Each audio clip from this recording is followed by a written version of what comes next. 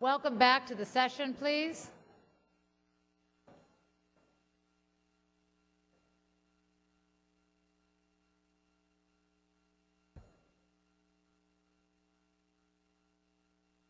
We are very excited to get started again. We have a great opening plenary session this morning with three excellent speakers.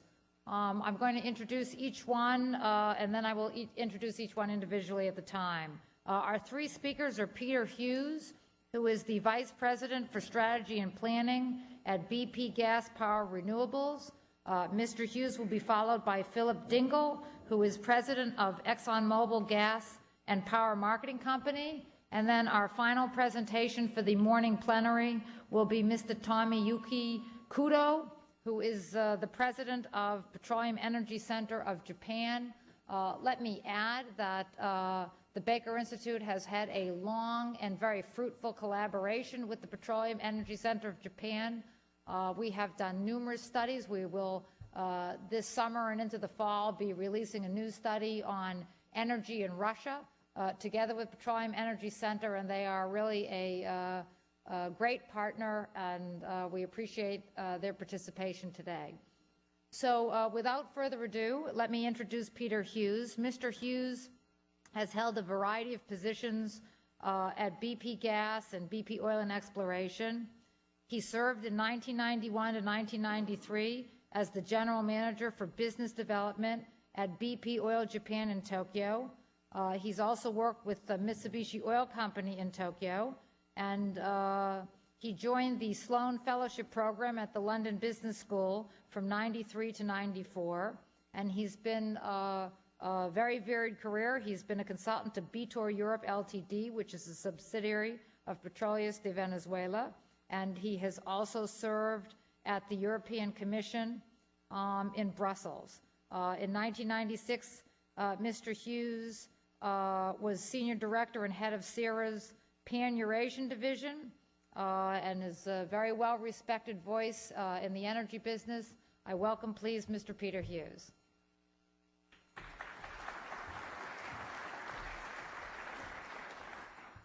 Thank you very much, Amy.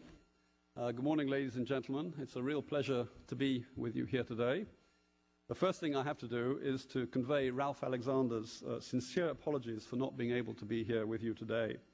He was genuinely looking forward to being here, and the fact he's not here was, to use a much used and sometimes abused term in our business, a genuine force majeure situation, which I think even the most hard-bitten lawyer amongst you would understand. At least I hope so. In any case, let me start. It's always tempting to view the current period in which we live as having a particular significance or importance for the future. I guess that's human nature. But we know that ultimately it's only history which can provide the necessary perspective. That said, I do think that the global gas industry is at a turning point today. I believe that the events of this decade will prove to be decisive in this industry's evolution. And geopolitics will have a large bearing on the industry's future development. So I'd like to start off by suggesting two entirely different scenarios for how the natural gas industry worldwide might unfold by the year 2030. In the first scenario, natural gas, underpinned by its superior environmental and economic performance, is well on its way to becoming the dominant source of energy worldwide. North America, Europe, and Asia have successfully completed the transition to liberalize downstream markets with multiple competing gas suppliers. A new set of alliances between the gas supermajors and part or wholly privatized state energy companies have delivered huge investments amounting to tens and hundreds of billions of dollars in gas infrastructure. Half of all gas is traded internationally. And gas now flows to market as freely as oil from a multitude of sources led by Russia, Qatar in the Middle East, and Algeria in North Africa. Market forces and technology advances allow gas prices to be highly competitive with competing fuels. The citizens of much of the world are enjoying the benefits that globalization has brought, creating sustainability and stability. And the issue of security of supply has become a historical footnote.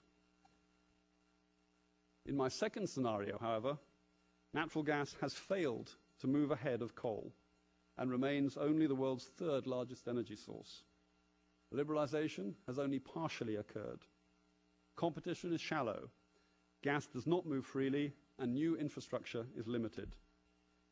The failure of gas to fulfill its potential can be traced to oligopolistic behavior by resource holders and the slow pace of liberalization in consumer nations, which allows powerful national monopolies to fend off competitors.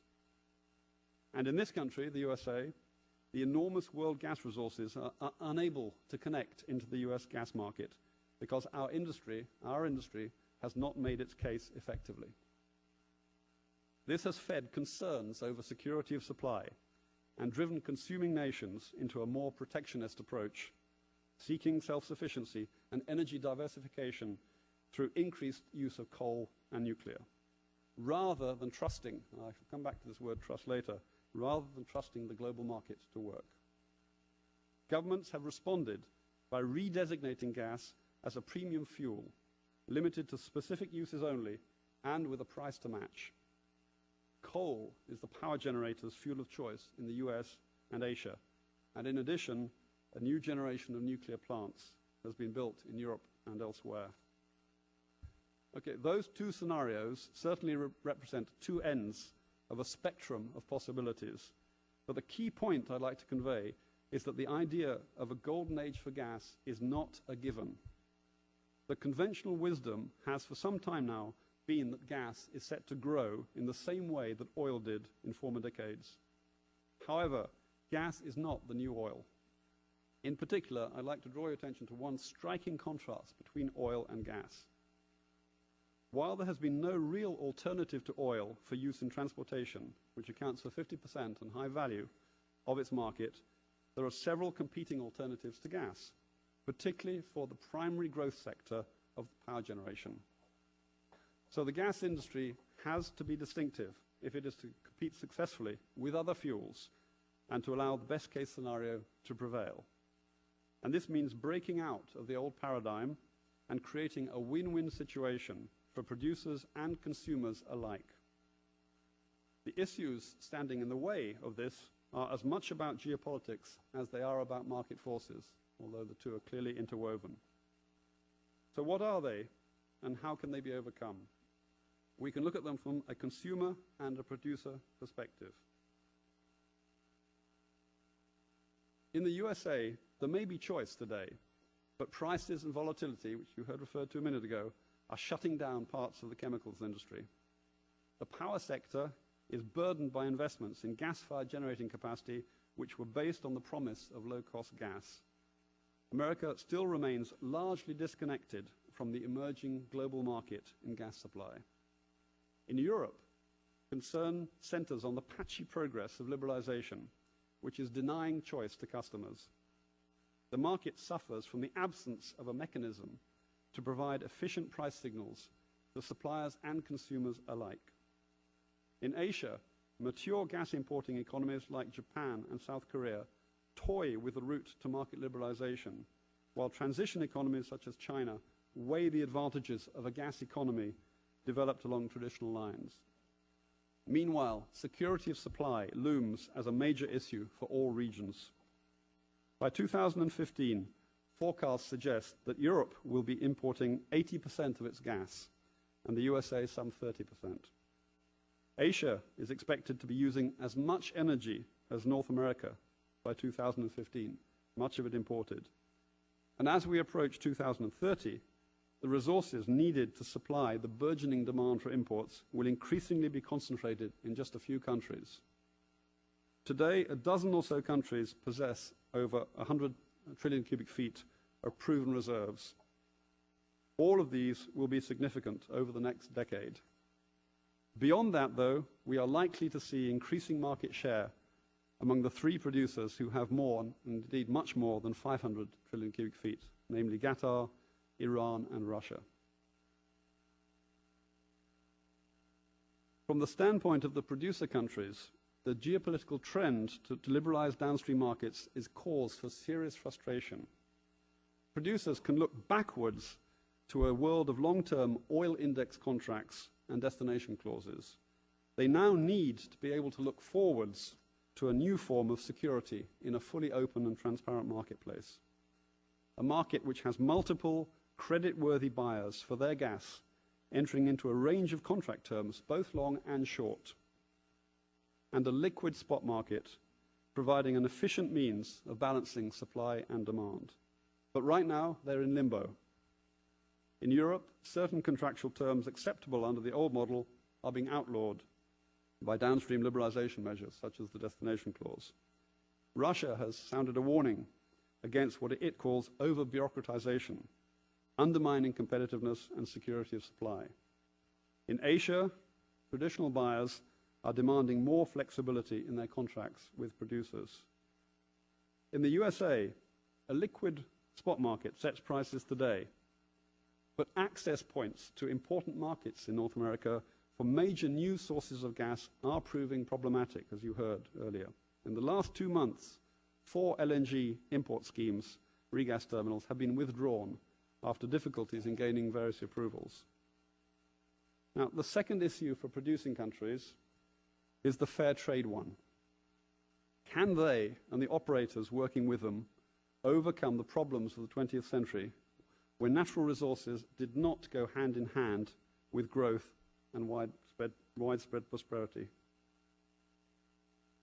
World Bank indicators show that over the past 40 years, developing countries raised their GDP per capita by an average of almost 150%.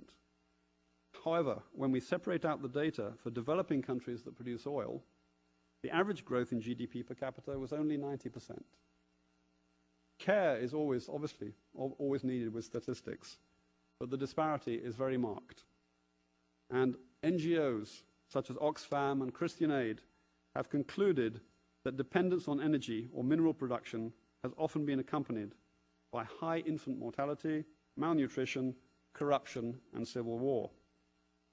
Now, with fewer sources, gas is going to be much more transparent to consumers than oil, with governments and importers much more susceptible to particular lobby interest groups.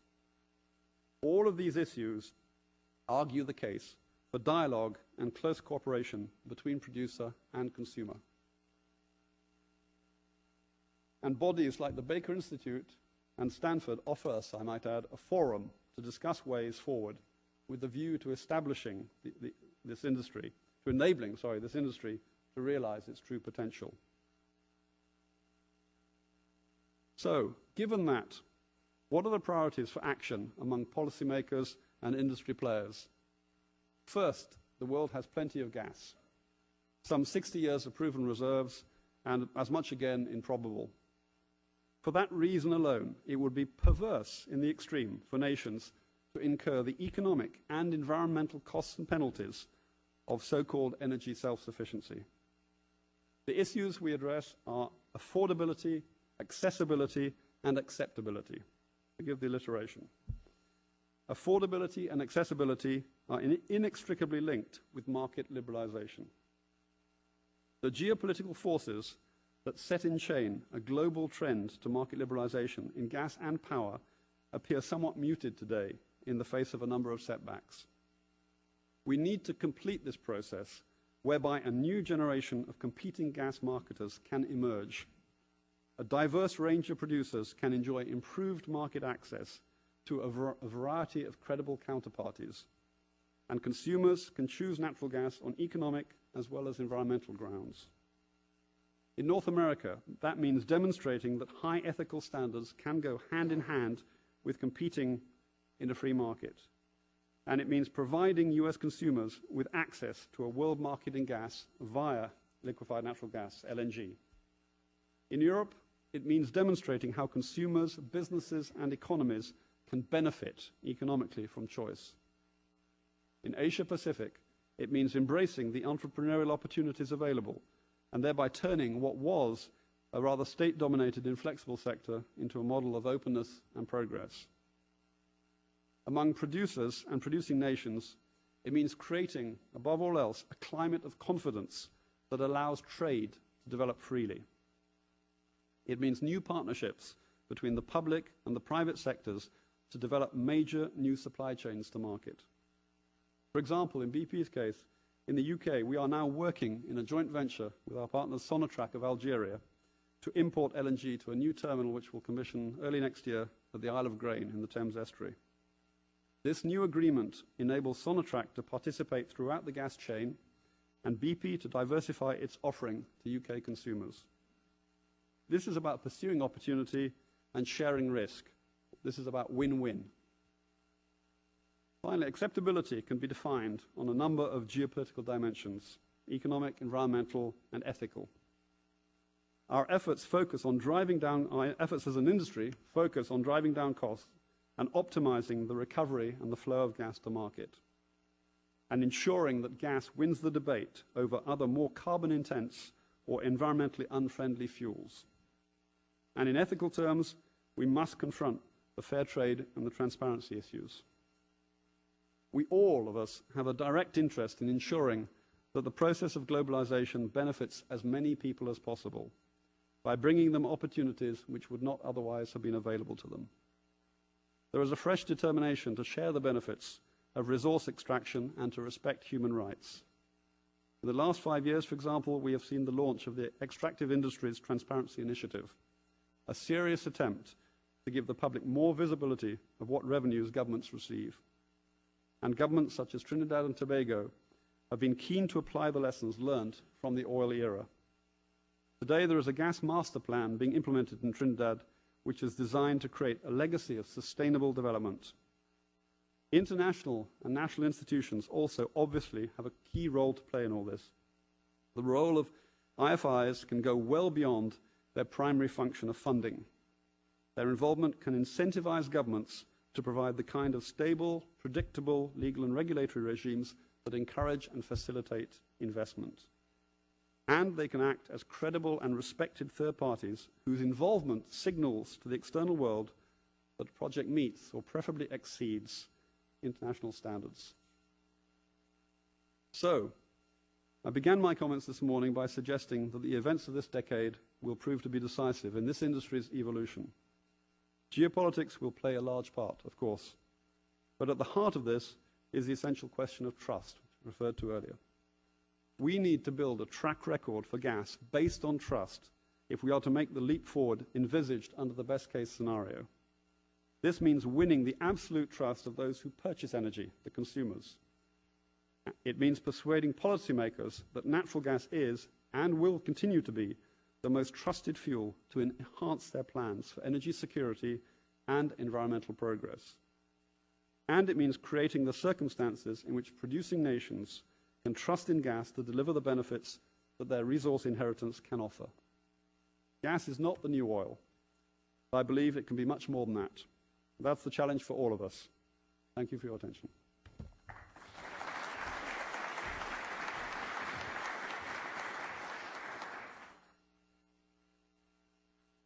Thank you very much. It's a great honor to introduce our next speaker.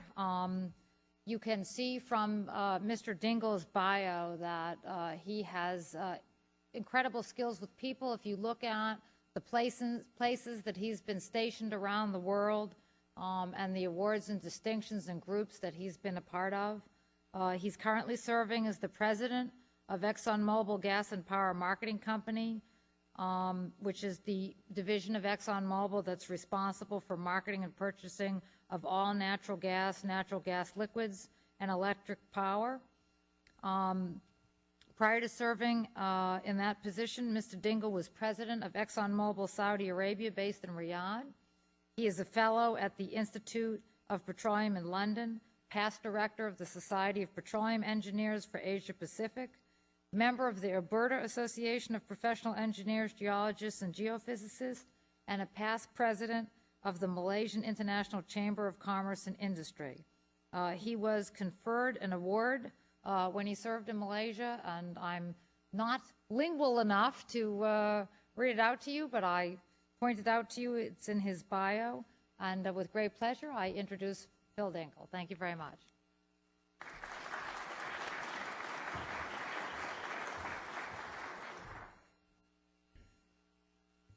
Well, thank you very much for the probably undeserved build-up. Your Excellency, Minister Dr. Khalil, distinguished guests, ladies and gentlemen. I'm pleased and honored to be asked to address this important conference today. I applaud, as others before me have, the Baker Institute and the Stanford Program on Energy and Sustainable Development for joining their considerable resources to take on today's topic, the geopolitics of natural gas. As has been said, the topic is a timely one for our industry, and I look forward to hearing more on the subject from the group of experts that are assembled here today. Now, for many years, we know that the gas industry was a regional business. Gas was consumed in the regions it was produced, and the regions were generally capable of meeting their demand requirements. This historic regional model for producing and supplying gas is changing rapidly, and we're evolving into a new global market for the supply and consumption of natural gas. I will try and touch on why this evolution of gas is occurring and what are the geopolitical implications of this new dynamic. Demand for competitive, efficient, environmentally friendly natural gas is, as we know, the fastest growing of the world's primary sources of energy. Gas demand is driven primarily by the demand for gas to fuel the robust growth in power generation, and this has outstripped domestic gas resources in major consuming regions. This is particularly evident in North America, and it was highlighted in the National Petroleum Council's study on North American natural gas that was released late last year. The International Energy Agency, or IEA, in its recent reports on global markets, forecasts a similar outlook for mature economies in Europe, as well as growing economies or growing markets in China and India. Now, coincident with this tightening supply in mature markets, new technology developed by the industry and by international oil companies has greatly reduced the cost of converting remote sources of natural gas to forms such as liquefied natural gas, allowing for more economic transport to customers in distant markets. As a result, we're seeing many new agreements for production and delivery of LNG being concluded over the very short recent history. Resource-rich countries such as Algeria and Qatar are now positioned to be reliable suppliers of economic natural gas to markets around the world in both the Pacific and the Atlantic basins. As an illustration from our company, we signed a heads of an agreement for a project to supply about 2 billion cubic feet a day of LNG from Qatar into the United States for a 25-year period starting in 2008. And this will be a partnership that goes right from the wellhead through to the sale to the customer. This followed a similar agreement also between ourselves and Qatar Petroleum, signed a year earlier for delivery of a similar amount, 2 billion cubic feet a day, into the United Kingdom. Now, other new technologies such as high-strength steels have made it possible to build more efficient pipelines, and still other technical advances have helped find more oil and gas at a lower cost and allow the industry to develop gas resources that only a short time ago were beyond our economic reach. These technologies, together with growing demand for natural gas and with increasing prices, are creating the conditions for the emergence of the global natural gas market, as we've heard. With this move to more global supply of natural gas, the next 20 years will experience the conditions for gas to continue to be the world's fastest growing source of primary energy. But cooperation and support of governments, reliance on market principles, and viable participants will be essential ingredients towards achieving this change. If we look at forecasts for our industry for just a minute, our future challenges are indeed significant. Now, economic growth has and will continue to drive energy demand, but the world economy has grown at about 3% per year since 1970, and we expect that rate of growth will continue. Economic growth and prosperity are inextricably linked to having access to affordable, reliable sources of energy. Fossil fuels will continue to be the primary source for meeting world energy demand. In fact, we expect demand for energy, stated in oil equivalent barrels, to grow 40% by 2020. This means that industry will need to add something like 100 million oil equivalent barrels per day of production over the next decade. More specifically, to focus on today's conference, the IEA forecasts the world will need around 270 billion cubic meters of new natural gas production capacity every year, an amount equal to the current gas production capacity of Western Europe. That new capacity will indeed be needed to meet a near doubling of demand and to compensate for the natural decline in mature production capacity. To meet this growing demand for gas, we see a shift to new sources of supply from the Middle East, from Russia, from the Caspian region, from Africa, and from Australia. In fact, we anticipate by 2020 the international trade in gas to increase threefold, with an even larger fourfold increase in LNG supply, providing the global linkage between historically separate markets.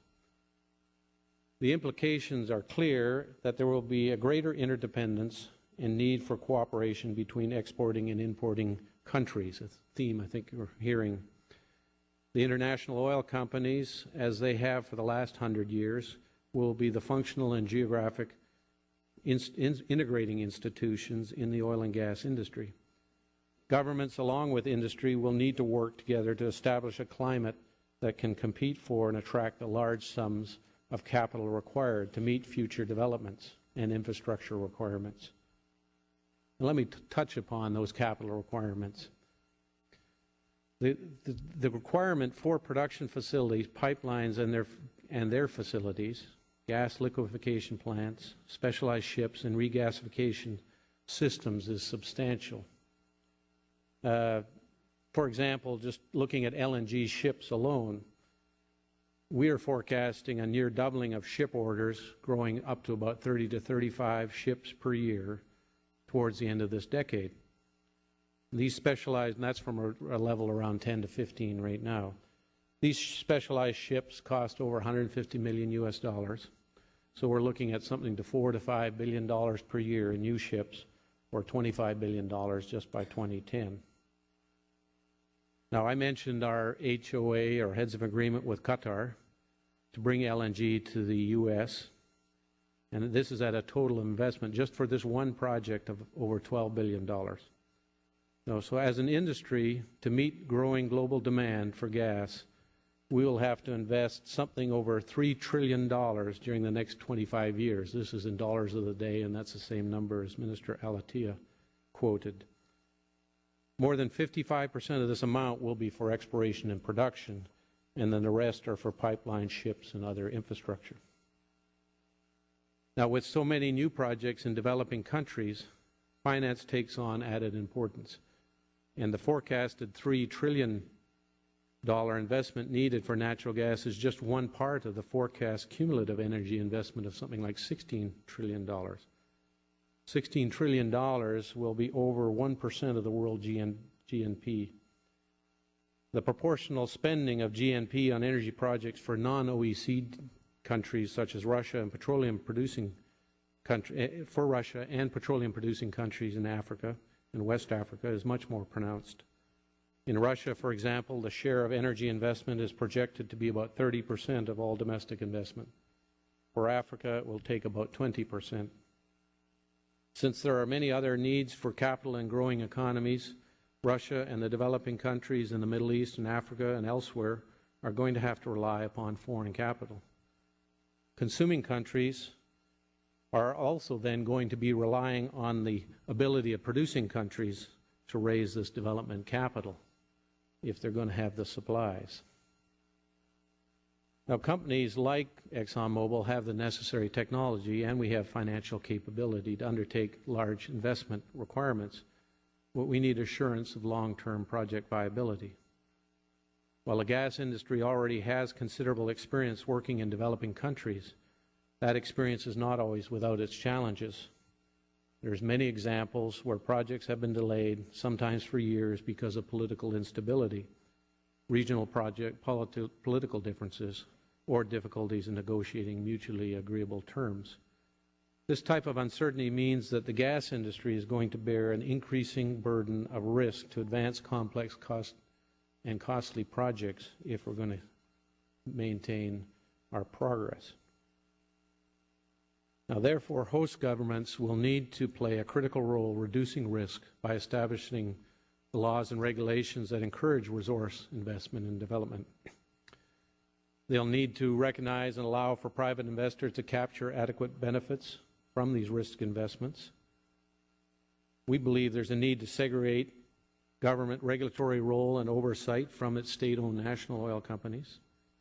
Host governments must set non-discriminatory rules for access, and investors of long lead time and sizable resource projects reasonably expect fair, sensible, and durable fiscal regimes. And finally, elimination of harmful tariffs or confiscatory tax schemes, quotas, price controls are all necessary changes to have economic inducement.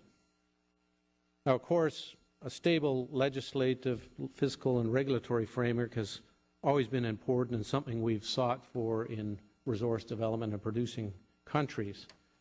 What makes the gas industry different from the crude markets is that resource investment in developing countries also depends on a fair business and regulatory climate treatment in consuming countries, since the value chain in gas is more integrated and tightly linked all the way from the well to the market.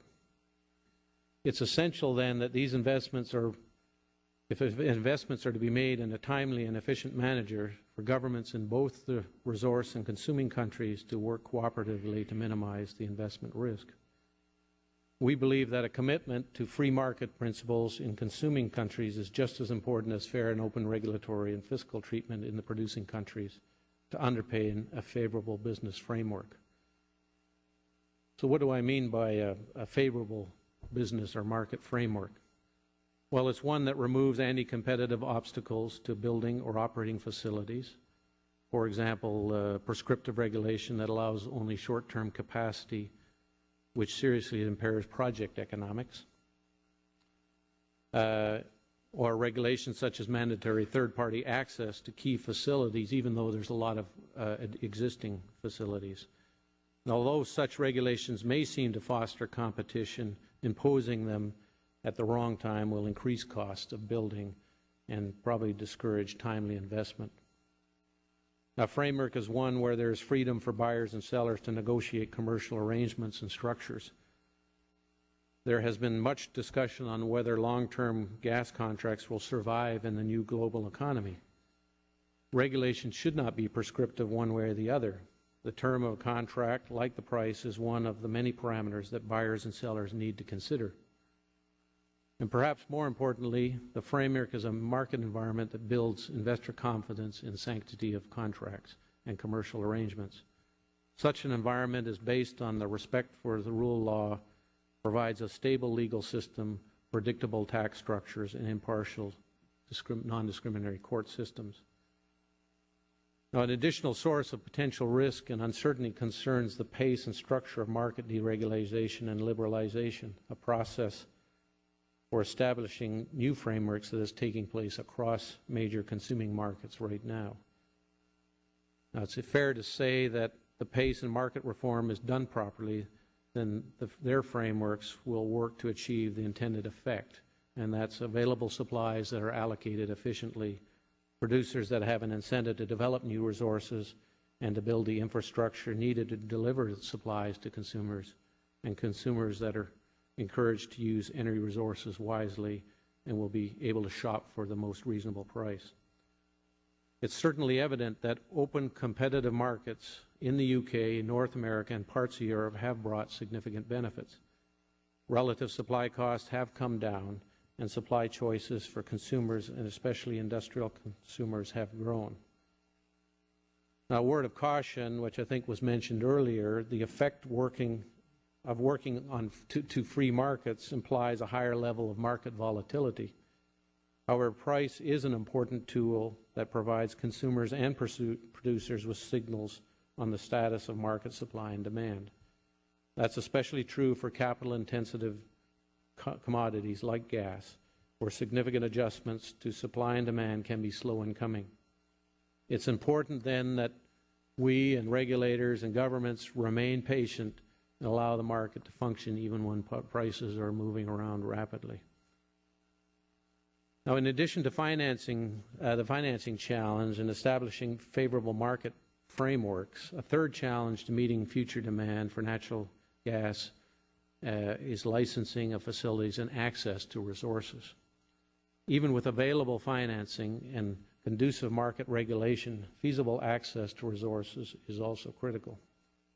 Now, here in the United States, as mentioned, the NPC Council pointed out that restrictive legislation significantly restrains the supply for gas in the United States, while paradoxically encouraging its use. Many good high-potential gas prospects are closed to development, and the time required for licensing new facilities and new well sites can be long and uncertain. On this issue of licensing new LNG facilities, and I think he was quoted earlier, Alan Greenspan forcefully underscored the importance to natural gas supply in his testimony to Congress last fall. And I quote his one statement, access to world natural gas supplies will require major expansion of LNG terminal import capacity. Without the flexibility such facilities will impart, imbalances in supply and demand must inevitably engender price volatility. That's close quote. And as we all know, Alan Greenspan picks each word very carefully. Now, his insightful comments about North American energy challenge and also the NPC's study findings late last year were both timely and correct. But their message has a significance that extends beyond the North American market. Understandably, security supply is a topic of great interest today in consuming regions. Our view is that supply security is enhanced by supply diversity, both from domestic as well as international sources. However, supply access to critical resources is often restrained by other considerations. We encourage host governments to recognize that environmental policy objectives can be balanced with the need for responsible resource development. Developing natural resources in remote locations requires skills in project management, engineering, and finance, as well as access to the latest technology and the people who can make it work. The IOCs can provide the continuity and stability in relationships with government, as well as access to technology and training that host countries desire. And these relationships have and can span many, many years. For example, in Saudi Arabia, ExxonMobil has been there since the early 1930s, in Nigeria since 1907, in Malaysia since 1893, and in Indonesia since 1898. Now, around the world, we as the IOCs produce a product that is important for the well-being of millions of people and one that is highly desired for its properties. And we take that responsibility of supply very seriously. We understand that as part of the global business community, we have a responsibility to be consistently conduct our business ethically, undertake responsible development, and respect countries and cultures in which we can do business. Now, perceptions on the geopolitics of natural gas will have an increasing effect on the perceived risk of investing in future natural gas projects. Conferences like this one will help towards our common understanding of the issues and break down barriers that could impede our ability to meet the world's future need for natural gas. So in summary, I think finding, producing, and supplying of affordable, reliable energy around the world are challenges that our industry has demonstrated the ability and resourcefulness to accomplish. The natural gas industry will need a supportive investment climate from the wellhead to the end user to meet the particular challenges of the natural gas industry, or natural gas.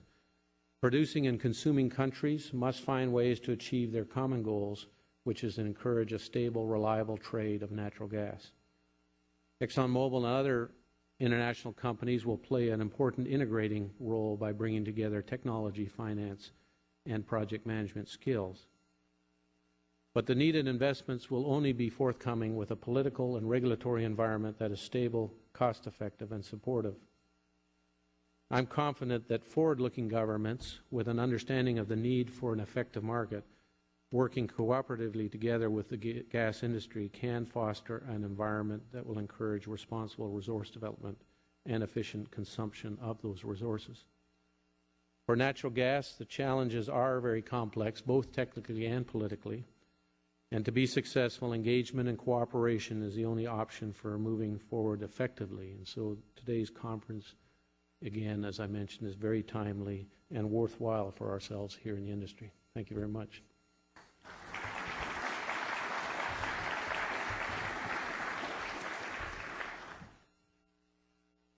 Thank you very much. It's with great pleasure that I introduce our last speaker for the morning plenary session. Let me just note that after the plenary session ends, we will be presenting the findings from our study here at Rice and at Stanford. So we're looking forward to doing that. Our next speaker is a great friend of mine and a partner in research. He is president of the Petroleum Energy Center of Japan. He has served in a wide variety of important posts in Japanese industry and science development. He has served as the executive director of Japan's Small and Medium Enterprise Agency, as the director general of the Hokkaido Bureau of International Trade and Industry, as the director of international cooperation, the division of the Agency of Industrial Science and Technology in Japan. He's been in several director positions in the Division of Economic Cooperation for the Economic Planning Agency. He was the executive director for the Chicago Center of the Japan External Trade Organization. The list goes on. He's served as the counselor for comprehensive national security in the Prime Minister's office in Japan in 1984. And also serving in METI for many years. My great friend, Tommy Kudo.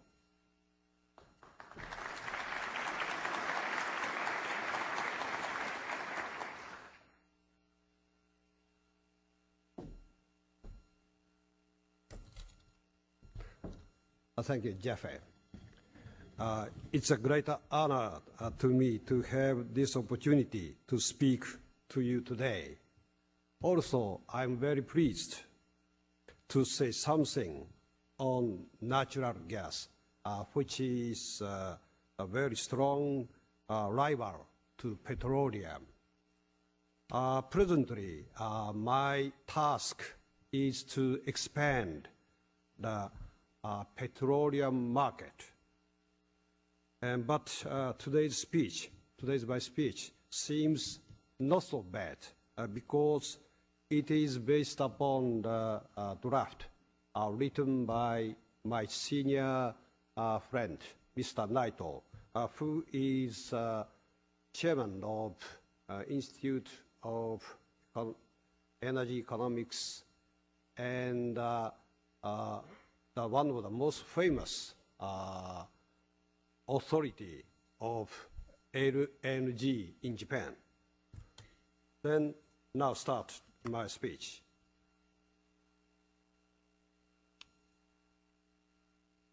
Let me first look at the history of Asian LNG. In Asia, Japan first started importing natural gas in the form of LNG. It was in 1969 from Alaska. Meanwhile, South Korea and Taiwan followed Japan in 1986 and 1989, respectively.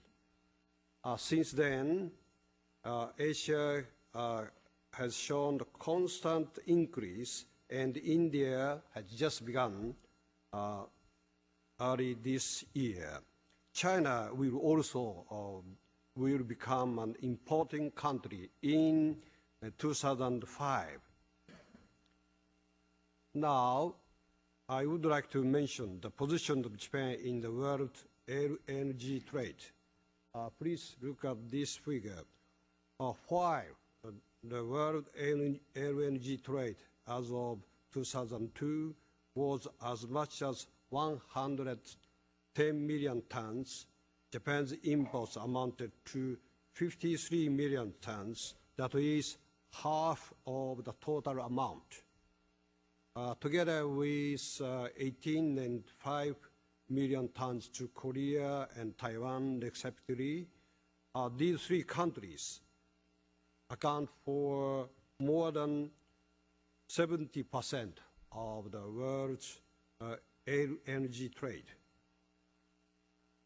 Such penetration of LNG into Japan was influenced by the following three factors. The first factor was energy security. As you know, since Japan depends on overseas supplies for most of its energy, she has consistently pursued diversification of energy sources and supply areas. LNG meets both of these requirements. The second was an environmental problem that Japan faced in the period of 1960s to 1970s. Air pollution, in particular, became most serious social concerns at that time. Industries coped with such situations through desulfurization in processing fuel, oil, or flue gas, achieving released sulfur lower. Another effective alternative was to replace oil by natural gas, which contains almost no sulfur and nitrogen. Then there was a third factor. Consumers of LNG in Japan were public utilities such as electricity and gas providers. They were regulated businesses, and it enabled them to pass on the cost through the guaranteed rate of return system and to secure long-term contracts for LNG purchases. So the cost-plus pricing mechanism facilitated introduction of LNG together with long-term contracts.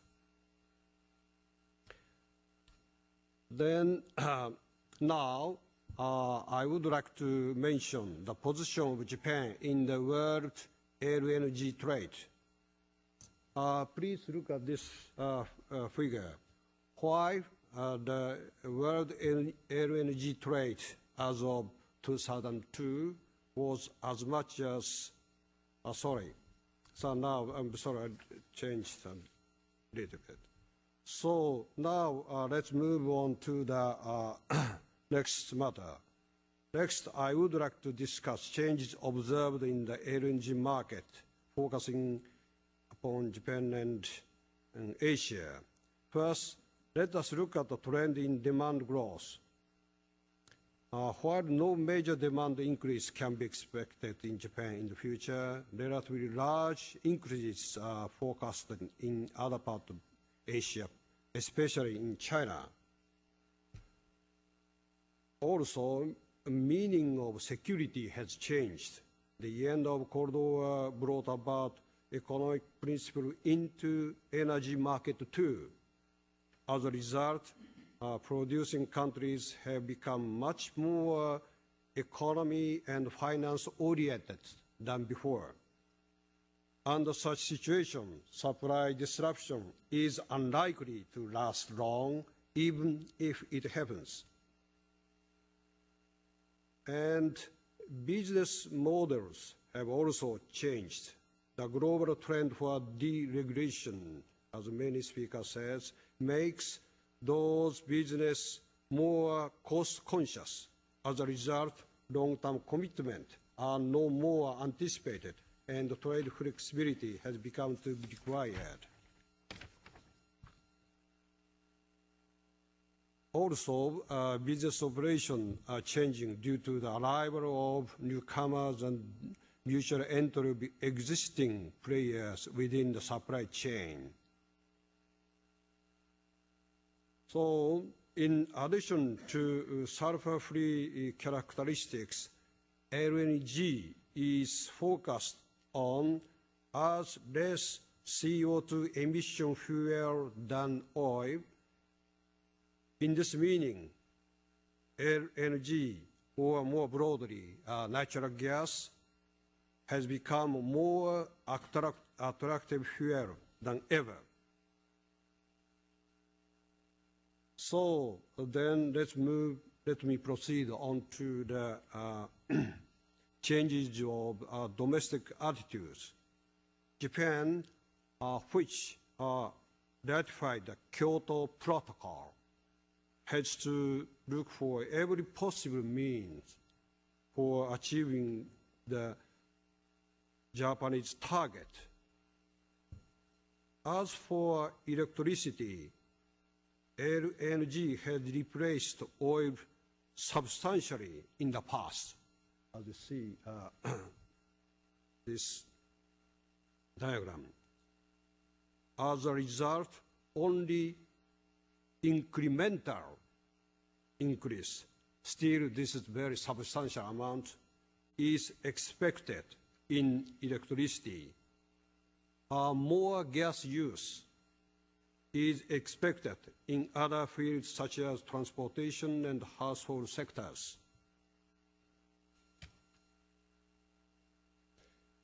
Changes are also apparent in the terms and conditions of typical LNG trade contracts. As shown in this figure, the contracts are becoming less strict, such as shorter duration for long-term take-or-pay contracts, smaller minimum quantities, the tendency toward lower prices, and transition from ex-ship to FOB. Then also collaboration among consuming countries is expected to play an important role. For example, destination restriction in the past can be more flexible through their cooperation. Now, let me touch upon the Sakhalin project. There is an option of LNG or pipeline gas. In comparing the Sakhalin-1, that is a pipeline project, and Sakhalin-2, that is the LNG project, it was found in the early 2003, last year, that LNG project, that is the Sakhalin-2, was determined to take off earlier. This may be interpreted as follows. First, a demand growth cannot be expected in target market, mainly Japan, and LNG is judged to be more appropriate in responding to uncertain demand. Secondly, 25 regasification plants have already been established in Japan, and there is persistent economic consideration to utilize them as much as possible. I want to move on to the pipeline project in the Northeast Asia region relating to KEDO, KEDO. For major Japanese existing contract, renewal timing comes in 2008 to 13. In this occasion, it is one idea to replace LNG by pipeline gas. On the other hand, KEDO will be terminated at the end of this year. Taking this situation into consideration, it may be feasible to extend the pipeline from Russia to China, North Korea, South Korea, and then to Japan as well, as shown as you can see by this map. In this case, there is a possibility of forming a loop by connecting with Sakhalin-1 pipeline project. In Japan, however, there is still an overwhelming sense of mistrust against pipelines via North Korea. But in the long run, the impact of laying down pipelines in this region, which is currently dependent on LNG supply only, seems interesting from the viewpoint of introduction of gas-to-gas competition in this region.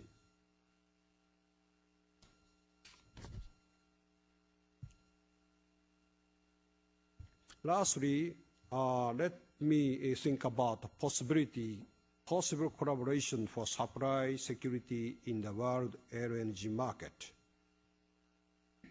First is the dialogue. Dialogue between gas-producing and consuming countries could become even more active instead of being confrontational as it was in the past. Even recently, there was a case where a seller had to buy from third party in order to comply with the take-or-pay provision. This can be avoided by constructive dialogue for the mutual benefit. Specifically, if contract provision become flexible, potential consumers who may hesitate to introduce LNG could turn up, and win-win relations could be established for both sides. Opportunity for dialogue among consuming countries are also important. In particular, neighboring countries with different peak demand seasons may and can accommodate each other. In this case, it is necessary to relax the destination restrictions in conventional contract provisions. It must be fully recognized that this has been a greater barrier in terms of active trading and therefore a larger market. There have been forums at research institutes level, jointly held among Japan, China, and Korea, or between Japan and Taiwan, where LNG has become always a key topic.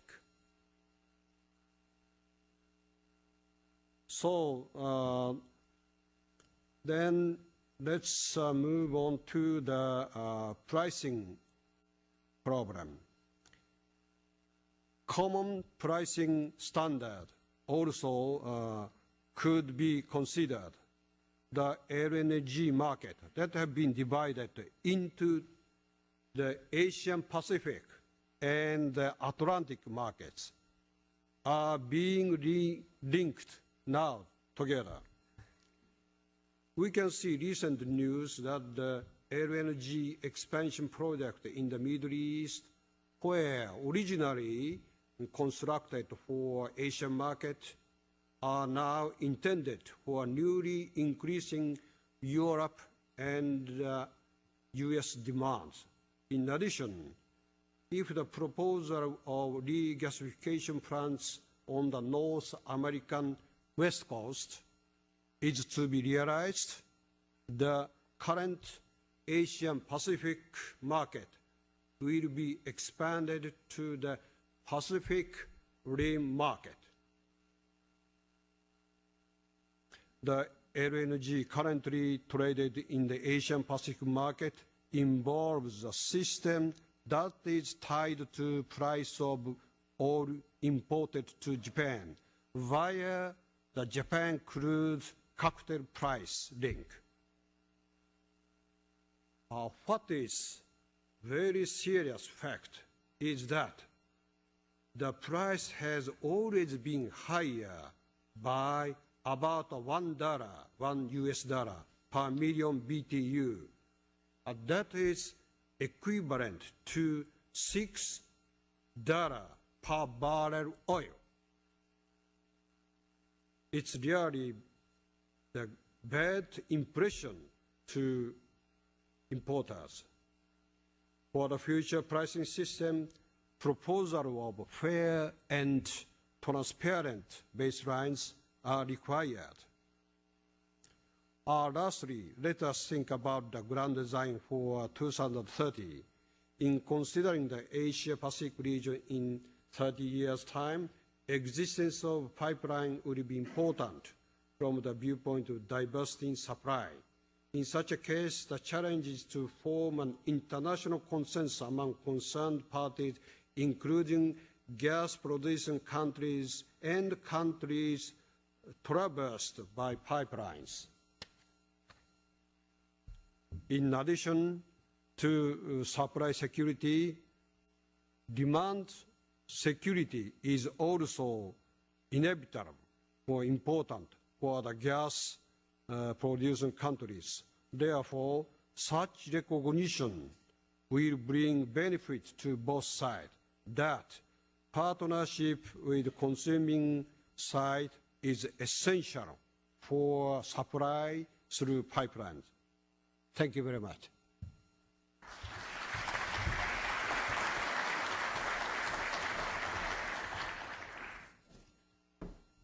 Thank you.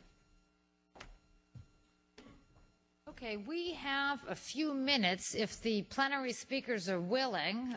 Maybe we'll take a question or two from the audience. I don't see anybody shaking their heads, so I'm going to open the floor. Do we have a question from the audience? We have mics here. Please come and you can say who you are and ask a question.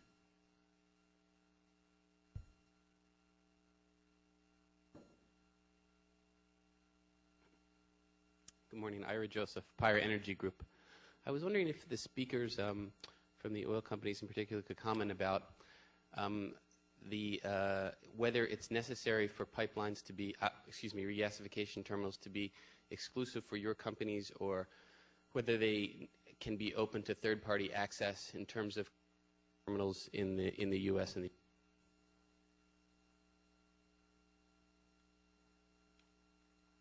Yeah, that's what I do. Why don't you come to the table?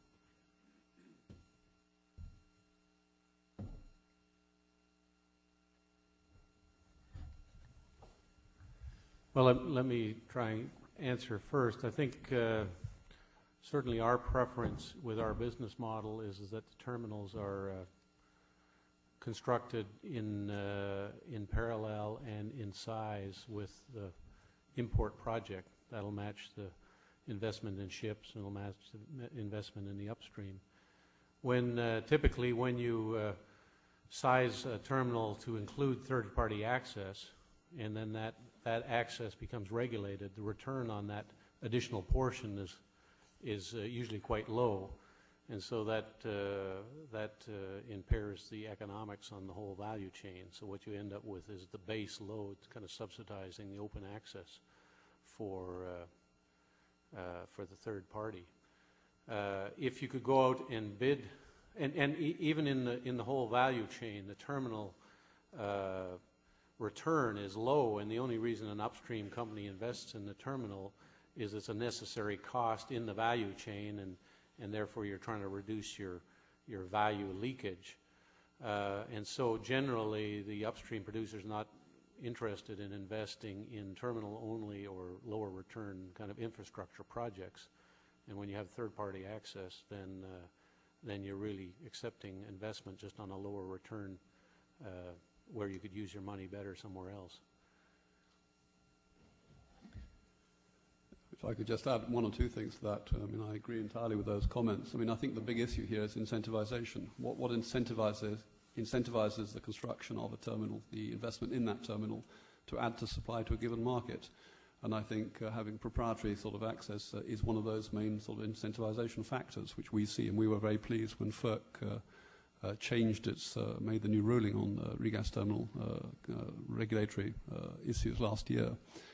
I mean, it certainly incentivizes us to make that investment if we have proprietary access. And the argument against, of course, is it restricts, it's somehow restrictive. But at the end of the day, if the investor in what is a risk investment is not incentivized, then more often than not the alternative is the terminal doesn't get built at all, and therefore the additional incremental supply to the market doesn't materialize. Okay. DeForest Ralph, the gas price report. This is particularly to the gentleman from Japan, but the others might comment on. There's been a lot of talk lately about the concern over interchangeability of LNG coming from different sources, some of it being awfully hot or very high BTU relative to what we normally experience in the United States.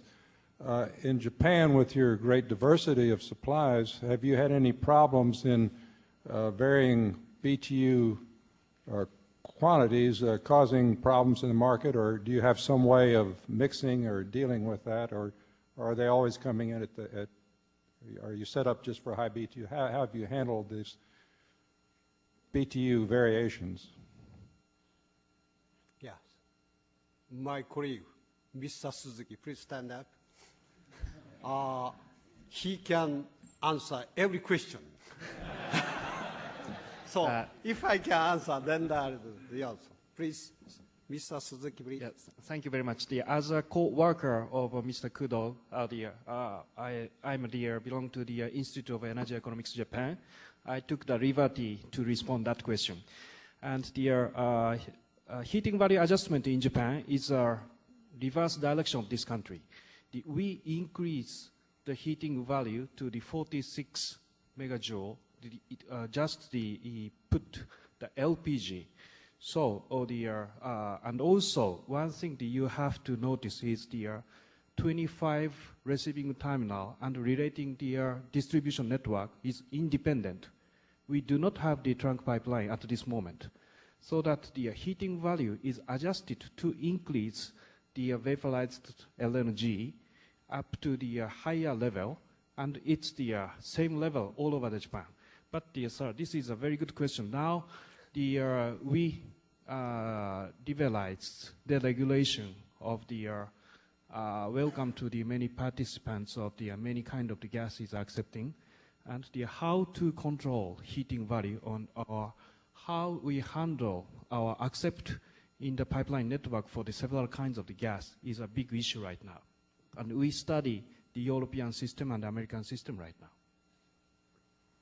Just, I guess, if I could add to that, certainly the pipeline or the heating value spec in receiving countries is different just about everywhere, and so this is kind of a typical problem that you have in any kind of commodity supply where the receiving countries have different specs. You know, for example, in the UK, when we'll import there, we'll inject nitrogen into the gas to cool it down, so to speak. The same thing will happen in the Netherlands. In Thailand, they have a spec of something like 20% CO2 in their gas, so it's not clear how that'll be handled. And in the U.S., there's already problems with even existing fields, the degree in which there's treatment and how it's blended into the pipeline. So it's really specific to the consuming area as opposed to trying to. It'd be nice for the LNG industry to have a single spec and deliver the gas that way, but it's really the customer that's dictating that. I'm David Nissen from Columbia University, and I'd like to pursue the access question that Ira Joseph raised. And my question goes to your strategies for the utilization of terminals in the face of the very significant technical returns to scale. Lower unit costs as throughput goes through an import terminal. Open access is usually adduced as a means of overcoming natural monopolies to ensure competition. In Europe, where national champions still loom large in the infrastructure, it may be important.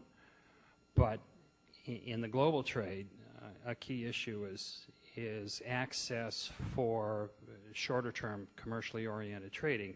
A big value inherent in the LNG trades are the optionality to match gas and power values in markets. You said that you tend to size LNG import terminals consistently with the supply. And I'm wondering, does your planning, increasing returns to scale, set in much faster in import terminals? You just have to build tanks and for the most part, and a little bit of regas. Do you anticipate building ahead of your committed supply and using your merchant capabilities to move gas opportunistically through your chains or through other chains into markets? Well, that was a long question. I think, at the end of the day, it all comes back, the point I made a minute ago, is to incentivization in terms of whether it enhances, what is the definition of competition? Whether it enhances supply to a market or not, and what the alternative is. We certainly are looking, for example, we are looking to develop the Crown Landing Terminal in New Jersey, a large terminal, 1.2 BCF a day. And there will probably be a build-up in terms of equity supply into that terminal. At the same time, obviously, economic rationality suggests that you will want to fill that terminal to use the capacity from day one. So the simple answer to the latter part of your question, if I understood it right, is yes, we will look to source and to make sure that that terminal is fully utilized. The more basic question is what incentivizes the investment to be made in the first place? And can it be deemed, can sort of proprietary access, reserving proprietary access for the owner, be deemed to be anti-competitive? Well, as I said earlier, in many cases, the alternative, if we're not given that incentivization, an incentivization to build something which enhances supply to a market, and therefore, other things being equal, enhances competition. The alternative is, if we're required to conform to a different regulatory structure, then probably the decision will be not to build that terminal, or to make the investment somewhere else. You raised the issue of Europe. Europe's different. And the issue is really who owns and operates these terminals. In a country like France, for example, where they're looking to build a new terminal at Fosse, that terminal will be built essentially by the incumbency. So we would argue very sort of strongly for third-party access to that terminal, because to keep that terminal in the hands of the incumbency and to restrict access to that terminal to the incumbents obviously does not enhance competition in that marketplace.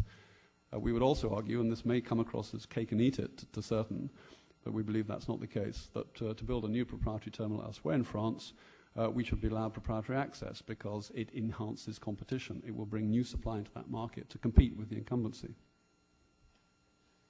Yeah, I think the only thing I would add to that is that it is the situation in Europe where you had the monopoly situations in pipelines in various countries. And so the move of the EU to open access is to kind of break down the existing monopoly. But when you are talking about a third person coming in and building a new terminal, that's actually competition to the existing monopoly. And that's what's happening in the U.S. These are actually going to be new supply sources that go along with the hundreds of existing supply sources in the U.S. So the restricting access at a particular terminal isn't going to have the impact or the control on the market that a continued monopoly in a particular country has. So I think the two areas are different because of the where Europe is starting and where the U.S. is starting. And even in the UK, we're building a terminal in the UK, and we have exemption from the EU for third-party access. And we made the case with them, or it was made for us actually by independent financial institutions, that the terminal probably would not be built if you had to size it and take a utility rate return on 25% of it. And so, us building the terminal and BP building one in Isle of Grain is really adding to the competition and supply into the UK. And so it's not anti-competitive. It's actually enhancing competition. We have one last question, then we need to move on, please. Yeah, very briefly. The last point on Peter's slide was acceptability. And it seems to me that while a lot of people are complaining here, sorry, James Ball from Gas Strategies, a lot of people here are complaining about the poor attitude towards LNG of the American public, that the industry, obviously hampered by the fact that it can't make the contrast between the safety of an LNG carrier versus the far greater relative danger of oil and gasoline ships. The industry seems to me to do a lot more hand-wringing and a lot less public advocacy on this issue. And I just wonder if I could ask both of the speakers who are proposing to build new terminals and bring new LNG supply, if you think the industry has really risen its game to the task, or whether the sort of keep a low profile and hope the problem will go away attitude is more appropriate to the problem. Okay, well, I'll start then this one. No, I think there's certainly the idea of hiding our heads to this issue and hoping that it dies down just because of the press of the market is not a strategy. Certainly, we're working first with the regulatory authorities on the scientific basis of kind of all the studies on safety and updating those, and so that we have a common view and a common understanding. And in our company, we're doing a lot of research on extending LNG safety understanding.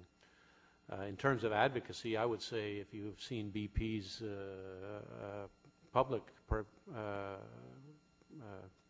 publications on that, they are very good. And maybe they are not circulated enough, but there is some good material out there that talks about LNG safety and what it is. Yeah, I mean, absolutely. I mean, I think I made the point in the comments earlier that, to me, we do need, as an industry, to win the trust of the public, and there's a process of education that needs to be engaged in, and that will be a long haul. Are we doing enough? We are doing some. Do we need to do more? Yes, we need to do more to win that trust, and I think we're all sort of embarking on that process. I mean, the safety record of the LNG industry is superb, and I think we need to. I mean, I think you made that point yourself, James, and we need to get that point across. So there's a long haul educational process here, which I think it's incumbent on all of us to undertake and commit ourselves to. I mean, at the end of the day, LNG imports will be in the interest of the consumer. I mean, that is a driving force, which we need to make very clear. Well, I'd like to thank the plenary speakers for some very interesting presentations and very honest comments to some very tough questions. And we're going to take a moment to rearrange, and we'll be in a moment unveiling the findings for our study.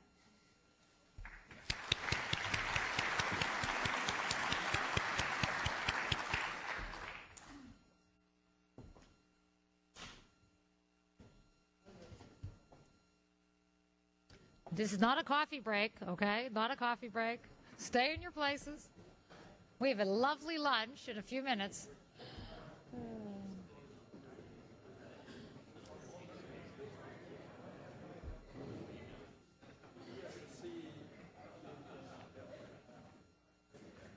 Slides up. Let's put them up now, yeah. Okay.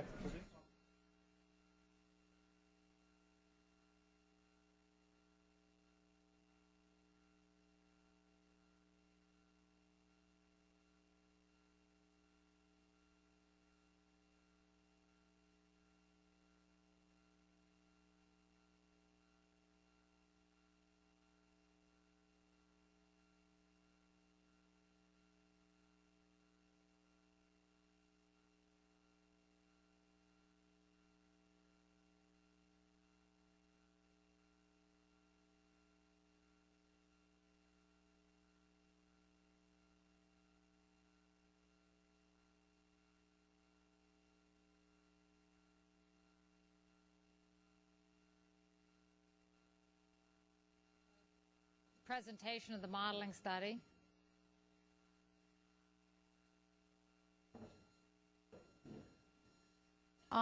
It's really a pleasure to unveil this study we have been working on in a joint venture with Stanford for 2 years. It's a pleasure to unveil it to this particular audience because there are a lot of people in the audience right now who have helped us get a better understanding of existing gas markets, the history of the gas market, help us understand true costs and decision trees for LNG and pipeline gas. And we've had a lot of modeling sessions where many of you have come and commented on our approach and whether you thought it would work. And, you know, until you run that computer with those final results, you never know if it's going to show you that, you know, gas is going to drop to zero or not, and then therefore you'll have no study. So we're happy to unveil our preliminary findings. We will continue to keep working, at least on the modeling aspects. Over the summer, we have this ambition to bring the Rice Computer Science Department in to help us tinker with the program. So I think we'll have a lot to say. And I'm going to start this morning by just giving a broad overview of the study.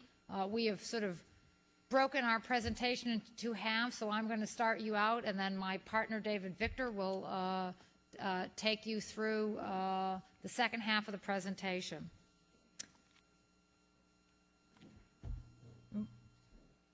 Here it is. I think that this picture really demonstrates, you know, what was the impetus for this study. We all know today, in a world where oil prices at the current time are very volatile, that there's a need for competing and competitive sources of supply for energy. We've all heard about the environmental benefits of natural gas, and it seems very promising. But as you notice in the white areas of the map, we call that where the lights are on. Are the key demand centers for natural gas use. And then if you look at the red and lavender sections of the map, those represent the hugest or largest deposits of natural gas worldwide. And my compliments to the industry in the sense that actually several people in the audience today sat down and tried to figure out how to connect these two areas, and it was a great technical challenge, not only in running pipelines under oceans and over mountain ranges, but also developing a technology that would allow you to move natural gas across the ocean. In setting up this project, we decided to break ourselves into two key approaches that would be married together. It was kind of an innovative, first-of-a-kind academic effort. For those of you who are from industry and not from academia, you might remember when you were at university that the professors in the political science department were in one building, and the professors from the economics department were in another building, and never the twain shall meet. And we decided we would create a project where we would bring both political and geopolitical analysis together with economic modeling and make it interactive to really give a more accurate simulation of what the world might look like in 30 years. That's a very hard thing to model, as many of you know from working with the data. And so we built up two approaches. First, we did 7 historical case studies that would compare projects that were actually built over time to the alternative projects that were proposed perhaps to compete or service the same markets. And then we also simultaneously here at Rice University prepared to build a world gas trade model, trying to work around a hub and spoke model that would connect and include all major resources and supply curves, project demand centers and growth in those centers, and investigate the connections through the various transmission technologies. Stanford took the lead in organizing the historical case studies. We picked 7 very representative projects to give a span not only geographically, but also chronologically, so that we could capture changes in technologies and changes in market structures over time, so that the case study materials would have a real richness to them. And then we embarked on a fully driven economics-only base run. In other words, we pretended that you could connect any dot you wanted to in the world using existing technologies, and we didn't think about the political relationship between Pakistan, India, and Bangladesh, and we didn't concern ourselves with relationships that are political. We looked just at the economics of moving the gas most efficiently, from what places they would come. And as you can see from this vision for 2030, there was a real interesting outcome to the base modeling runs, which show how much of the market today has been developed sophisticatedly in the industrialized countries, the United States, UK, Australia, and how much effort has been put into the natural gas industry in those areas, but that really the international side of reserves is a relatively new business, and as we move forward, we're going to see a huge shift in the share of world production away from the industrialized countries and towards some very key producers. Of course, you see this giant lavender slab here with the Russians, and they are going to be a big power in gas. But if you look down to your right bottom, you can see that the Middle East is going to figure more prominently in gas in the future than it has in the past. We broke our conclusions intellectually into 4 topics to make it easy to present. I encourage you all to either come to our websites or grab some materials that are available at the back of the room, because each of these studies has a tremendous attention to detail and richness that really can't be communicated in the short time we have to talk to you. But our main themes, I think, for the next 2 days, which as we're unveiling this material to you, are that the gas market, as the model showed, pricing became very global, and flows became very global. In other words, if we had a disruption or missed a project in one region of the world, it would have a ripple effect across the global market, affecting prices and ordering of projects in different parts of the world. And as Ambassador Derision mentioned, if you're in the EU and you're thinking you only have to look at North Africa and Russia, what's happening there, you really need to actually be paying attention to whether Venezuelan LNG comes online, because if that project doesn't ever come online because of political difficulties, the impact on the flow of West African supply would be huge. And therefore, Europe would find itself competing for precious supplies in the Atlantic Basin. Another very interesting finding from the runs had to do, for example, with pulling Bolivia out of the picture, and what impact that would have on the Asian market. So basically, we're seeing a very globalized trend in the development of the market. A second, a very important theme is the changing role of governments. One of the key conclusions from the case studies is that government played an incredibly strong role in creating the market and environment for gas development and growth and use. And there's some very interesting cases and discussion about what's going to come to replace government in the future and what that's going to mean for the gas future. A third topic, when one talks about geopolitics, is we think about geopolitics, we all think about oil. And no one's ever sitting around worrying about the effect of geopolitics on their gas supply. But I think as we move forward, and as some of the studies will show, politics will come into the gas market, perhaps potentially in a larger way than it has in the past, or it has the potential to, especially as major consuming countries start to realize that the flow of gas into their economies is going to be as important as oil, or maybe someday more important than oil. And I think that's going to raise a discussion, which we're already starting to hear, about security of supply. And then a fourth theme we looked at is what can we tell from the modeling and the case studies about this very optimistic gas vision that you see when you see the modeling from IPCC for 2050, It shows the world moving to natural gas. If you look at brochures from many of the environmental movements and NGOs, they talk about this very bright, cleaner natural gas future. And so the question is, for all of you, what could happen that might mean that that gas future might not develop exactly the way that people think? Maybe we come here in 30 years and we'll be talking about something else and not necessarily gas to the same extent that people now anticipate.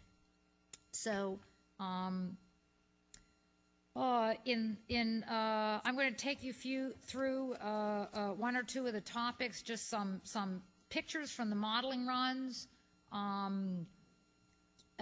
Clearly, the model projects a rise in LNG, and you can see it divided by region. Clearly, in terms of the LNG world, the Middle East is going to be the big player and the big story. The other interesting thing about this sort of expansion of the market, of course, you can't have more sellers without having more buyers, and we see a sort of a broader growth in the use of gas in different regions, and you see the key role of India and China there in the red and yellow bands.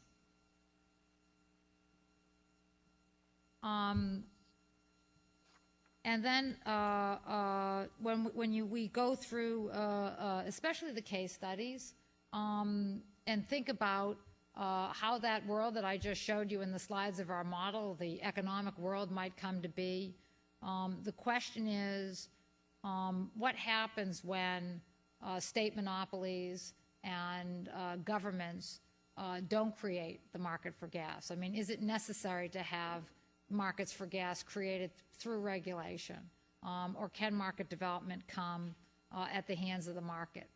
And I think the interesting thing as we stand here at the cusp of the new world for gas is that we're seeing increasingly that the new players are private operators with their own financing, self-financing. You're not seeing government financing for infrastructure.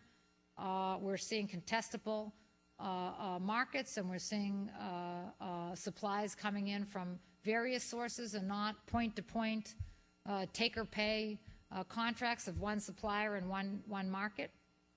And when we think about this new world of gas-on-gas competition and unified pricing, to the extent that it emerges through the LNG trade, and also some very large cross-border pipelines between, say, the Russian position, which would be very key, moving gas in both markets. The question is, in this new world, without the strong hand of government, will the shift to gas be stronger or slower? And I think that over the next day and a half, we will attempt to give you a little bit of a vision on that question. Clearly, the most powerful conclusion that came out of the case studies is that in most of the giant markets we see today, especially the EU, a lot of the market was created by government. And it has interesting implications for thinking about moving gas into some of these new key markets like India and China and Brazil and Mexico. When you think about the role of government and the role of liberalization and what that's going to mean for the trade in gas. The case studies also looked at this whole issue of long-term contracts. I think one of the most interesting things that the case studies brought out is this myth that somebody signed a contract in 1965 and they had a price in it, and that was the price for 30 years, is really sort of challenged by these case studies that take you through the history of the sales and also have some very important lessons for sellers and buyers as they sought to change the terms of those prices. And raises the question, how essential are long-term contracts to the market? I will tell you just a quick anecdotal story. When we began this process 2 years ago, We met with some of you and others from the industry and talked about what we were planning to do with the structure of our model, and everybody raised their hands and said, no, no, no, no, no, you can't do it that way because it won't take into account the strong bonds of long-term contracts. And so we said, well, I'll tell you what we're going to do. We will build a model based on moving the gas on purely economic grounds, and then we will meet with you again, and you will talk to us about the key routes that we need to then override the model and make point-to-point contracts for those routes. In the 2 years that passed from the first meeting with industry until our last unveiling a consultation meeting on the model this past March, the same people met together in March and told us it was not necessary to have a contract overriding provision in any markets in this model. And that's just an incredible statement in how fast the gas business has been revolutionized in just a short 2-year period. It was really sort of an incredible insight to see that there wasn't really a single route that anybody thought really needed an override. So I think that's going to be an important aspect of future markets. And with that, I'd like to introduce David to come up and talk further.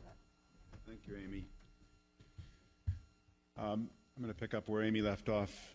Your Excellency, collaborators, ladies and gentlemen, thank you for spending 2 days with us. And I've really enjoyed this collaboration over the last 2 years with Rice University. We have learned an enormous amount about what's going on in the business, and I hope will help people think differently about what the possible futures may be. As Amy introduced, we're going to try and focus on four main conclusions. One of them about this changing market structure that many of the earlier speakers have spoken about. The second about the role of the state, and the third and fourth I'm going to talk about now.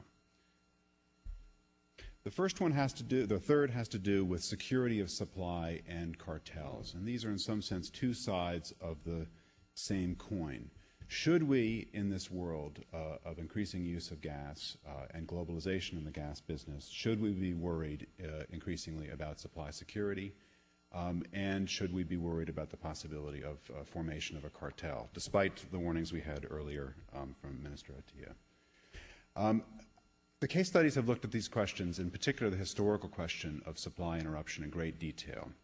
We have found relatively few cases of supply interruption. There are 4 cases listed here that are discussed in some greater detail in all of the case studies. Ukraine in the middle 1990s, Belarus in February of this year, Algeria, a very interesting dispute about pricing over the Algerian exports to Italy in the early 1980s, an incident in Indonesia related to local opposition, and now the trade in gas between Argentina and Chile. I think it's hard to know, is this few or is this many? Should this be worrying to us or not? And I guess I'd like to make just 2 points. One of them is that in these cases, that the pressure to keep the gas flowing was enormous, because like any fixed cost, highly capital-intensive infrastructure, the incentives to keep the gas moving are absolutely enormous. And the other thing that I'd like to point out is that we have as many instances in these case studies where the demand side forced a change in contract or forced a reduction in deliveries because of misestimation on the demand side, as we have these cases of kind of classic worry about supply security. Let me say a few words about a gas cartel, and Amy and Ron Saligo later today will give a paper reporting some results on that. As many of you know, there is already in the works this Gas Exporting Countries Forum that Minister Atiyeh spoke about earlier today. There are various ways to interpret what is happening there. I will set aside what the right interpretation is and simply look at the basic economics and try and explore the question of whether a cartel may be possible and how durable that may be. The essential answer to this that will be discussed in greater detail later today is that there are a large number of what might be called fringe suppliers that are going to make it extremely difficult to sustain a cartel in this business, and there's a very large number of policy responses that are available that will make it also easier for users of gas to hedge against that possibility. Let me just walk through a couple slides that take this idea a little bit further. If you look just at the concentration of exports and the concentration of reserves or resources, you would think that there is at least some significant potential for the formation of a cartel. Look at exports today. Russia, by far the dominant player. The top 7 exporters have about 80% of the market. But there are many caveats to even looking at the situation today that already call into question whether there could be some kind of an effective cartel in an increasingly globalized market. First of all, a number of the largest exporters are countries that for various internal reasons and some reasons of international law are unlikely to be members: Canada, Norway, and the Netherlands. I'll show a slide later that'll put some numbers on this. The other point is that the concentration of exports reflects, in part, a very large number of large deposits that still have not been developed. And these additional deposits, supplies as they come online, are going to create a large competitive fringe that's going to make it difficult to enforce the provisions that would be necessary in order to have an effective cartel. Let me introduce, though, something that bears attention. It's not clear whether this is a problem. And this is the issue concerning the long run. Let me make just 2 points here. The first one is that it is possible that as the LNG business becomes much larger, many more players and a more fluid and spot-based LNG business, that there might emerge something like swing suppliers in the LNG business. That seems highly unlikely, though, given the high capital intensity of this business and the fact that most of the control in this business lies with private actors and not under state direction. Second point I'd like to make is that the model, and you'll hear more about this later today, the model shows that over time, as demand for gas rises rapidly, that a few suppliers could come to play a very, very large role in this world. Russia, as Russia is today, and interestingly, from the model, Saudi Arabia and Iran, both pipeline and by LNG.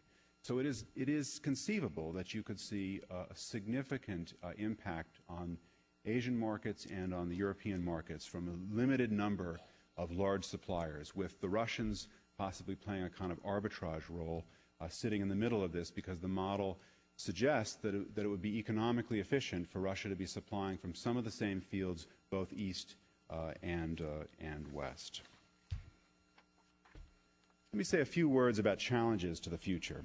The meetings about the global gas business, especially meetings about LNG, have kind of a rock concert quality to them, where there's a lot of believing. And I think we are believers as well, and I think we have confidence that this future is unfolding in front of us. But I think we need, as believers, to be at least wary of some of the things that could possibly go wrong and might go terribly wrong, so that we can be mindful of them and hopefully avoid some of those potholes, and also not forget that there are other potential suppliers out there. And I'd like to make 4 points on this. The first one concerns investor confidence. This $3.1 trillion number that comes from the IEA gets people's attention, because $3.1 trillion is a lot of money. Most of it is upstream, and an awful lot of the upstream activity is in countries that are not always going to be the most hospitable environments for investors. Let me just give you a sense of what's going on right now in the business to I think, underscore how important the role of investor confidence is. This slide just gives us a snapshot of the top 10 exporters of natural gas in the world today, SETI Gas and BP data, ranking 1 to 10, showing exports, showing production. There's a pretty good correlation between the rankings in production and rankings in exports for obvious reasons, and then showing reserves. Now, I don't want to put too much weight on reserves, especially reserves in the gas business, because there are lots of things going on here. But I just want to underscore one point, which is that there's not that much correlation between ranking in the export side and ranking in the reserves, because to be a big player in this business means not just having resources, but also having in place an environment that can be attractive to the people who are going to come in with strong balance sheets and the intellectual capital that is essential to make this vision actually unfold. And I think there are significant questions about whether, as this vision requires a wider reach for supplies, whether the pace of creation of that business environment is going to be sufficient. A second possible caveat concerns the resource curse that Peter Hughes mentioned earlier. Now, the term resource curse itself may be too emotive, but I think we see already in many of the countries that have lots of resources some elements of what some people call the resource curse. At the same time, we see that this industry, and everyone has agreed this morning that the pivotal players in this business are going to be the very large firms that can bring capital and technology and management expertise to bear on these problems. At the same time, we see that they are being held to ever stricter standards of accountability. And there's a whole array of models out there for what might be expected of these firms. We have seen Chad Cameroon, we've seen the special funds in Azerbaijan, we've seen all other kinds of arrangements. If these firms are held to these kinds of standards, and let's set aside the question of whether that's right or whether that's wrong, I think as a statement of fact it is a truth. If these firms are held to these kinds of standards, what does that mean for where they are going to go and whether they're going to be able to deliver the kinds of gas volumes that the model, for example, says are out there and are available at competitive costs even today. We should not underestimate the difficulty of this task, because what we're talking about in dealing with the resource curse problems is nothing less than state building. And it's very, very difficult for people to do, even when there's agreement on the need for state building, and it's extraordinarily difficult for outsiders, even outsiders with many resources, to do in an effective way. The last challenge I'd like to just mention briefly is electricity. Typical projections suggest that something like 2/3 of the incremental demand for gas over the next 30 years is going to be coming from electricity. We need to be careful, I think, that we don't become blind by the experiences in England and Wales and the United States and a few other markets where the restructuring of the power market has resulted in an accelerated demand for gas. 98.7% of all the capacity commissioned in this country last year was gas-fired. Now, we're starting to see that even in this country, because of high gas prices, we're seeing a shift already. And we've seen, as you'll hear later with the case studies, many examples where electricity markets, in fact, don't automatically favor natural gas. That is the case in Brazil, I think, right now. That is the case on the ground in China. An all-cost-in accounting of the West-East pipeline does not make gas more competitive than coal in China. And in much of the Indian market, gas cannot win against coal, except for the fact that coal is moved by a railroad system that is so incredibly inefficient that is arguably gas's greatest ally is the Indian railroad system in the Indian market. Will the other competitors fight back? What will coal do? I'll talk later today about the Polish market, where coal is fighting back very effectively. What about large-scale renewables or nuclear? I happen to think that large-scale renewables is kind of wacky, but on the ground, we are seeing dramatic changes in renewable portfolio standards that are resulting in substantial investments in non-gas electric power capacity. And the implications of all that for gas remain to be seen. Let me close with the question that Amy and I were talking about 2 years ago when we started this study. Studies about the geopolitics of gas. And when you say geopolitics, people immediately think kind of zero-sum, great powers conflicts, conflict over resources, who's going to get the gas first, and things like that. And our studies have looked into that question, and you'll hear more about that over the next day and a half. But there's another aspect of geopolitics, which is the effect of this build-out on the internal relations of countries and the internal structure and the integration between countries. And the question is, what does that mean for how countries interact with each other?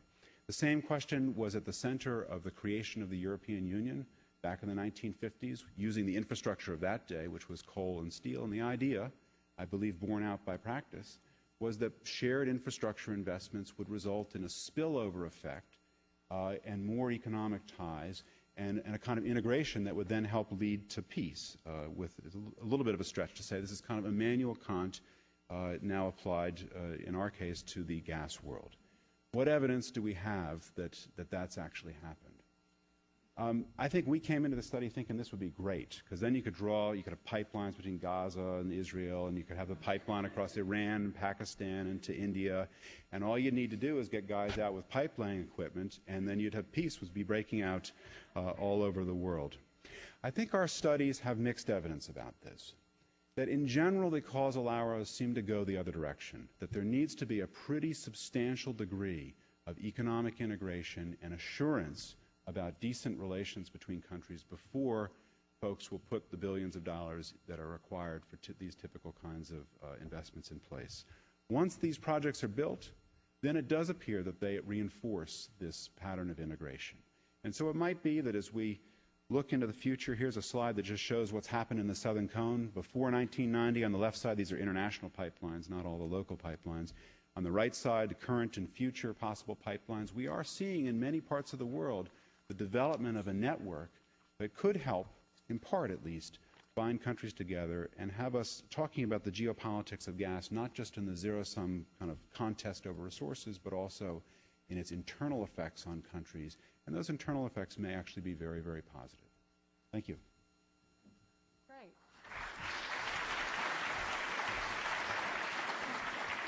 Well, we're not going to take any questions right now because we're going to have the individuals who work to help build up these conclusions from the ground up meet with you over the next day and a half, and they'll be available to talk in detail and with more knowledge about the individual aspects of the particular studies. And so it's my great pleasure to invite you to come across the Fountainway to our grand hall, and there'll be some people from the Baker Institute to point you to the proper building. We don't want you going into the Jones School of Business by mistake. And for lunch, and we look forward to hearing the remarks of His Excellency Dr. Khalil. Thank you very much.